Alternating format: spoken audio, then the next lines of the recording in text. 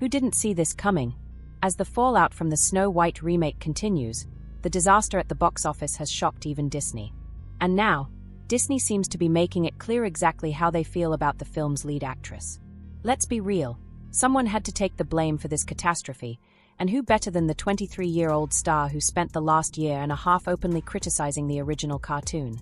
Rachel Ziegler repeatedly emphasized that the remake would have a modern edge, no romance, no prince, and no real story beyond the now overused narrative. The female lead is empowered, doesn't need a man, doesn't want true love, and just wants to be a leader. Hollywood keeps feeding us the same character in different movies, then acts shocked when audiences reject it. Maybe this storyline would have worked 6 or 7 years ago, during the peak of the girl boss trend.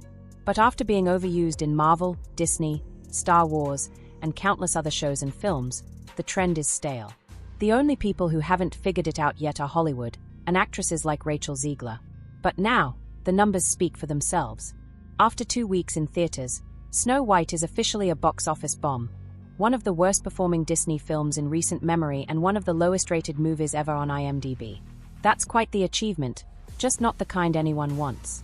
You almost start to wonder, was Rachel Zegler trying to compete with Brie Larson to see who could tank their career faster? Even Shazam and West Side Story, one a box office flop, the other a critical success but commercial failure, didn't damage her career this badly. But her recent interviews and controversial takes may have been the final nail in the coffin. If Snow White had been her debut, audiences might have been willing to give her another chance. After all, she did win a Golden Globe for West Side Story, and she has undeniable vocal talent. She was even the youngest person ever to win that award, at just 20 years old.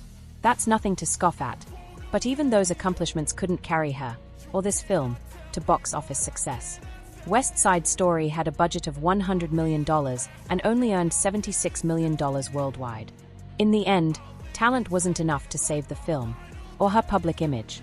The movie ended up making just over $100 million worldwide, officially marking it as a box office flop. Now, to be fair, there are a few reasons that might explain those numbers. West Side Story debuted right in the middle of the COVID pandemic, when many people were still hesitant to return to theaters. On top of that, there was a noticeable trend of musical theater films underperforming around that time, especially with older audiences still staying away from cinemas. All of that could be true, and maybe the film's failure was just a case of bad timing and bad luck. Rachel Ziegler was also a relatively unknown actress when the movie was released. Still, even having a legendary name like Steven Spielberg attached wasn't enough to save it financially. What it was enough for, however, was to earn Rachel Ziegler a Golden Globe, and to get the film multiple Oscar nominations. So while West Side Story flopped commercially, it didn't slow her career down. In fact, it helped launch her further into the spotlight. Fast forward to 2023, and Ziegler appeared in Shazam, Fury of the Gods, another entry in the long, confusing lineup of DC films, as the studio scrambled to compete with Marvel. Even with the charm of lead actor Zachary Levi, Fury of the Gods ended up just like West Side Story, a commercial failure. With a budget of $125 million, the film barely scraped past $134 million worldwide. Once again, it was labeled a box office dud. But to be clear, that failure wasn't really on Rachel Zegler. Just like before, it could easily be blamed on broader issues like superhero fatigue, poor storytelling, weak scripts, and the general collapse in quality we've seen from so many modern franchises. Looking at you, Disney+. And to top it all off, 2023 was also the year of the massive writers' strike, which lasted months.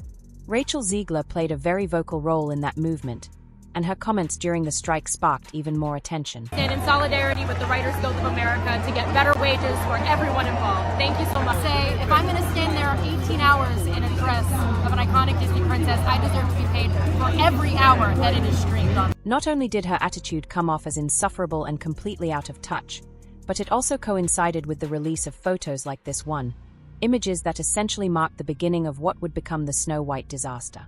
We've all seen the interviews. The tone, the comments, the dismissiveness, it all painted a picture that audiences immediately pushed back against. And from that point on, the backlash was inevitable.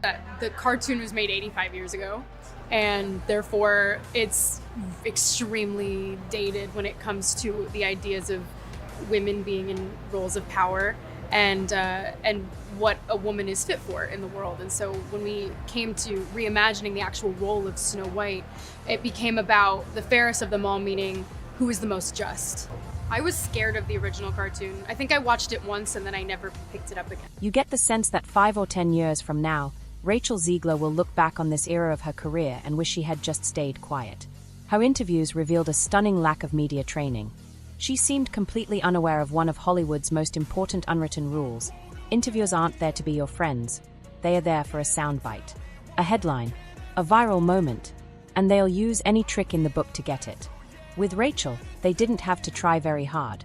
Whether it was variety or late-night talk shows, they struck gold every time she spoke, and not in a good way. I'm a narcissist. To make matters worse, over the past 2 years, Rachel Ziegler has made several disparaging and tone-deaf remarks about her co-stars, even joking that their screen time would be cut, often with a smugness that felt more mean-spirited than playful. Whether or not she finds love along the way is anybody's guess until 2024. All of Andrew's scenes could get cut. Who knows? It's Hollywood, baby.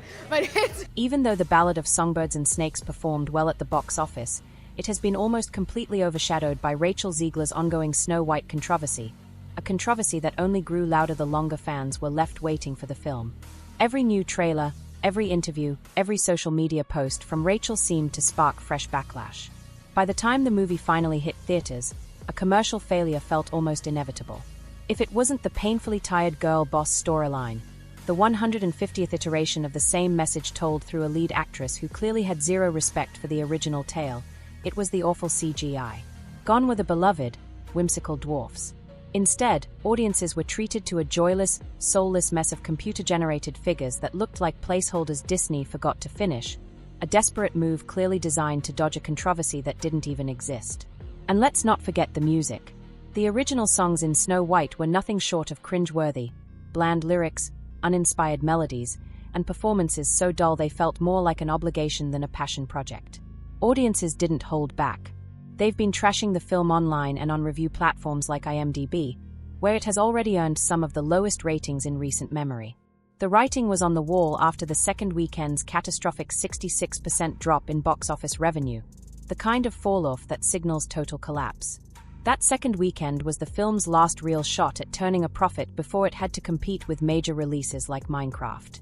And with that massive drop, it's almost certain Disney is going to have to write off Snow White as yet another failed live-action remake.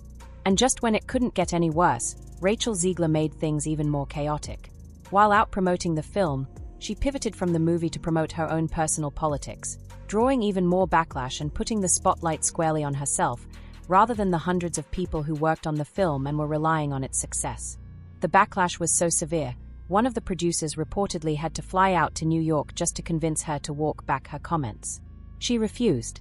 Remind us again, Rachel, what was this movie supposed to be about? I'm a narcissist. Oh right, that post. I really wish Jonah Platt hadn't bowed to the online mob demanding he take it down, because everything he said was true. And not just true, important. It wasn't just a warning for Rachel Ziegler. It was a wake-up call for every young actor who thinks they can say whatever they want without consequences. Now, is the total failure of Snow White entirely Rachel Ziegler's fault? No, she didn't write the script. She didn't produce the movie. She was handed lines, and to be fair, she delivered them with energy. But here's the thing. She also went out of her way to tell the world what this movie was going to be like. And we listened. And we responded. Nah, I think I'll skip this one. She told us exactly who she was, and we believed her. So no, she doesn't bear the blame alone. But she's the one who's going to carry the loss. Because while Disney absolutely deserves harsh scrutiny for how badly they've handled this entire project, it's Rachel Ziegler whose face is tied to the controversy. It's her interviews, her comments, her dismissiveness, her defiance, and ultimately, her inability to read the room, that made her the face of a failure. And because of that, she might never lead a major Hollywood movie again. Like it or not, this entire PR disaster has branded her as box office poison. And I honestly can't imagine a big studio taking that kind of risk anytime soon.